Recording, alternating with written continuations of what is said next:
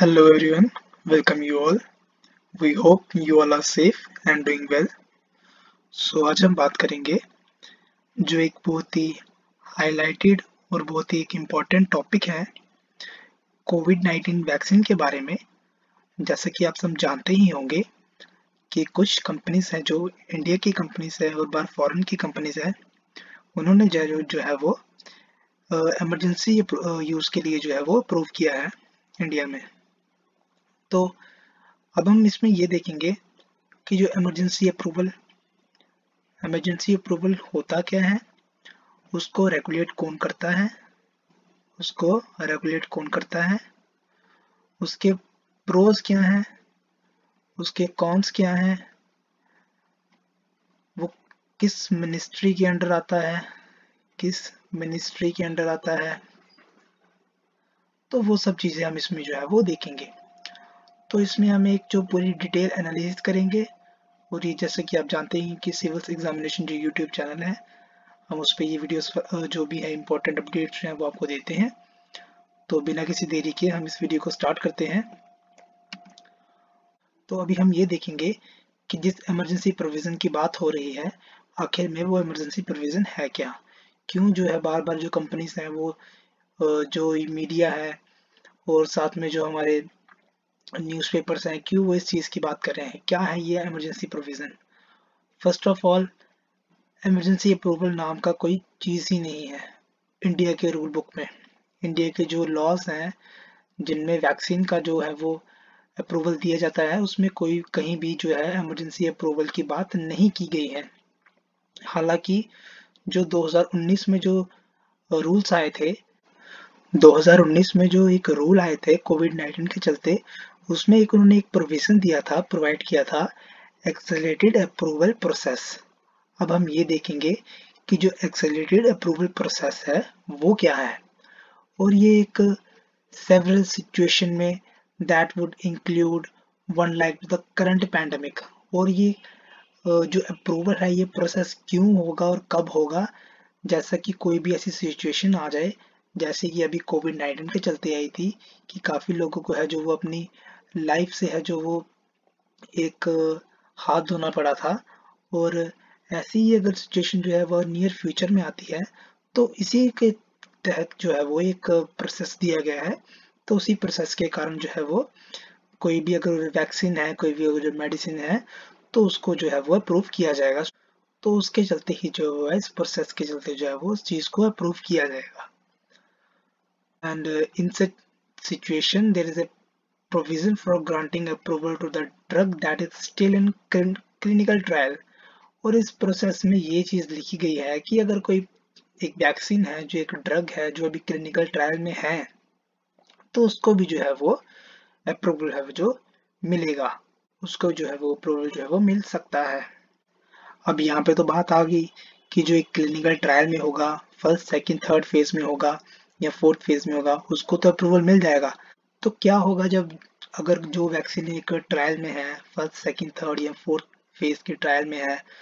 तो अगर एक दूसरी वैक्सीन आ गई, तो इसका मतलब ये तो नहीं कि तो वो पहली वैक्सीन जो अभी ट्रायल में है उसका वेट करते रहें। अगर दूसरी वैक्सीन आई है, अगर वो ज़्यादा इफेक्टिव है,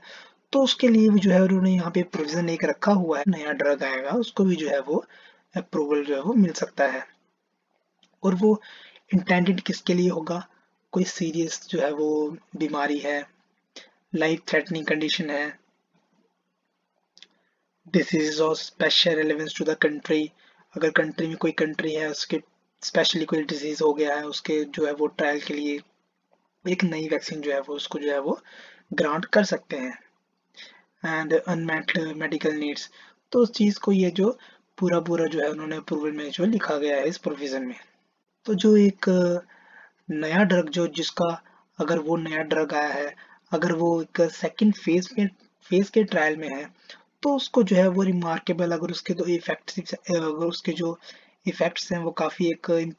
इम्प्रूवमेंट की तरफ जो है वो बढ़ते हैं, उसका एक काफ़ी एक बेनिफिट जो है वो उसके देखने को मिलते हैं, तो उस चीज़ को भी जो है वो अप्रूव किया जा सकता है। लेकिन उसके लिए उन्होंने एक ये चीज़ कही है कि जो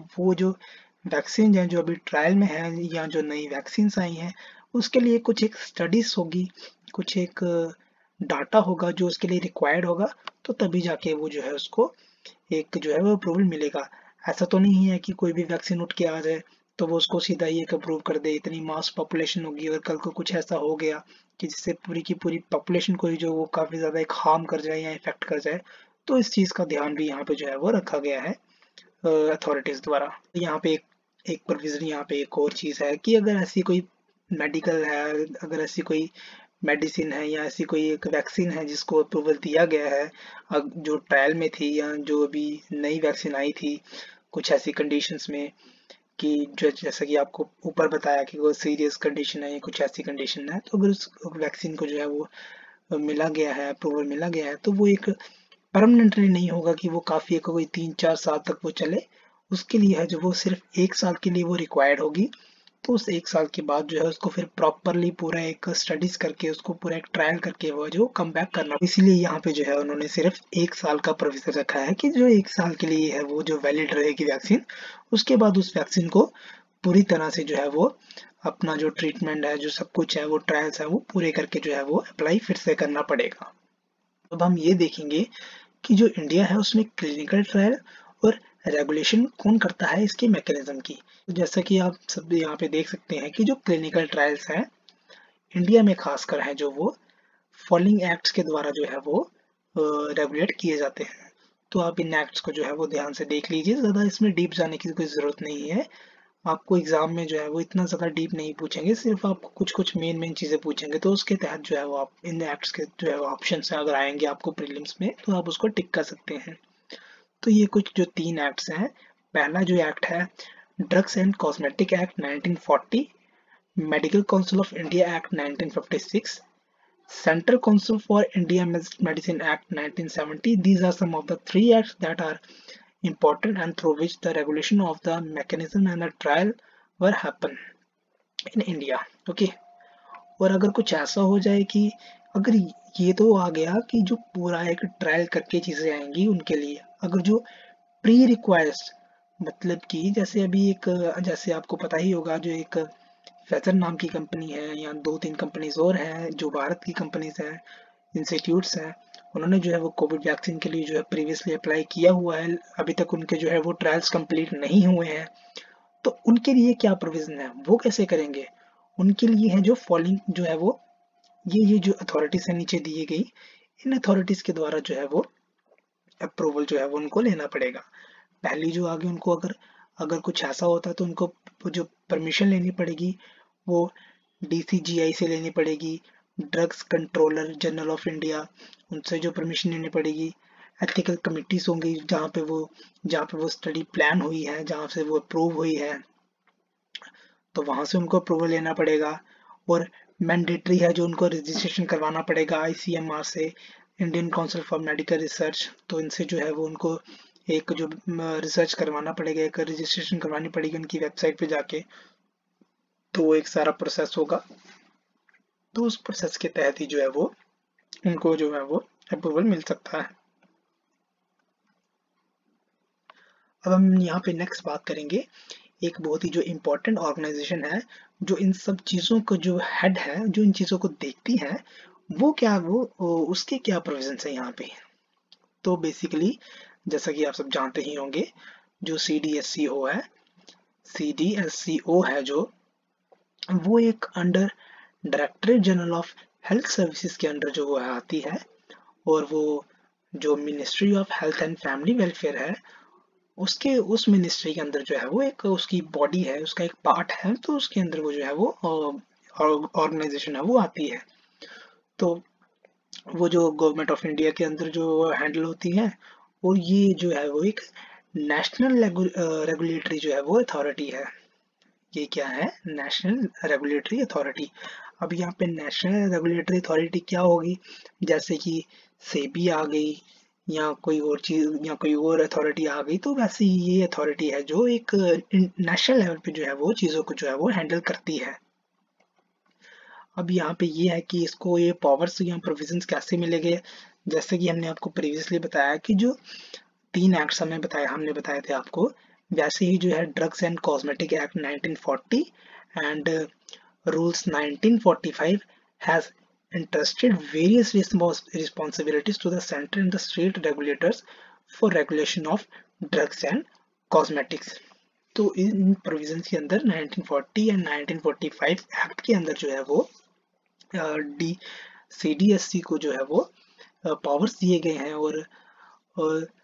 रिस्पॉन्सिबिलिटीज दिए गए हैं कि वो जो है वो ड्रग्स एंड कॉस्मेटिक्स को जो है वो रेगुलेट करेंगे। तो इसी के अंदर जो है वो ड्रग्स एंड कॉस्मेटिक एक्ट के अंदर ही जो है वो DSCO के जो है वो पावर दिए गए हैं कि अगर कोई ऐसी कोई ड्रग है या कोई ऐसी वैक्सीन है जो अभी क्लिनिकल ट्रायल में है या नहीं है, तो उसको जो है वो प्रूव करने के लिए जो अथॉरिटी है या जो पावर्स हैं वो CDSCO को जो है वो उनके अंडर है। जो CDSCO है जो वो काम करती है किनके साथ, जो है वो स्टेट के जो रेगुलेटर हैं उनके साथ जो है वो मिलके काम करती है और वो रिस्पॉन्सिबल होती है कुछ एक स्पेशलाइज्ड जो है वो कैटेगरी के जो ड्रग्स होते हैं उनको जो है वो अप्रूवल करने के लिए, उनको लाइसेंस देने के लिए है जो वो उनके साथ जो है वो काम करती है। तो वो कौन से ऐसे जो ड्रग्स हैं, क्रिटिकल ड्रग्स हैं जिनको वो जिनके साथ जो है वो उनको लाइसेंस देने का काम करती है, जैसे कि ब्लड प्रोडक्ट्स हो गए, ब्लड हो गया एंड IV जो है वो फ्लूइड्स हो गए, वैक्सीन हो गई। अब यहाँ पे ये IV फ्लूइड्स क्या हो गए, IV यहाँ पे ये हो गया इंट्रावेन्स फ्लूइड। ओके,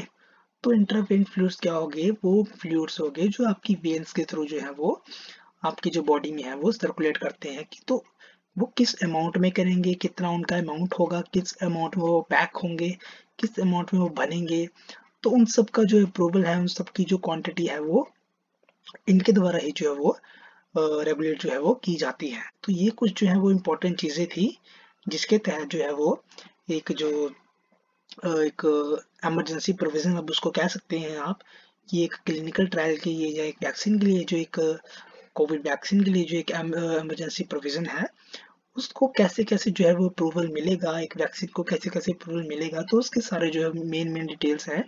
वो हमने आपको यहाँ पे बता दी है। तो अगर आपको ये वीडियो इन्फॉर्मेटिव लगा है तो आप इसका जो PDF है वो हमारे टेलीग्राम चैनल से जो है वो डाउनलोड कर सकते हैं और साथ में आप हमारे कुछ सोशल मीडिया हैंडल्स हैं उन पे आप हमें जो है वो ज्वाइन कर सकते हैं। एंड जैसे कि हमने आपको बताया कि अगर आपको ये वीडियो इन्फॉर्मेटिव लगा तो आप इस वीडियो को लाइक कर सकते हैं और हमारे इस चैनल को सब्सक्राइब कर सकते हैं, और आप चाहें तो जो है वो बेल आइकन को प्रेस कर सकते हैं ताकि जितने भी इम्पोर्टेंट अपडेट्स हैं या इम्पोर्टेंट इन्फॉर्मेशन हैं वो आपको मिलती रहें और आपका कोई भी जो है नोटिफिकेशन जो है वो मिस ना हो। तो बस आज के लिए इतना रखते हैं। Have a nice day and thank you.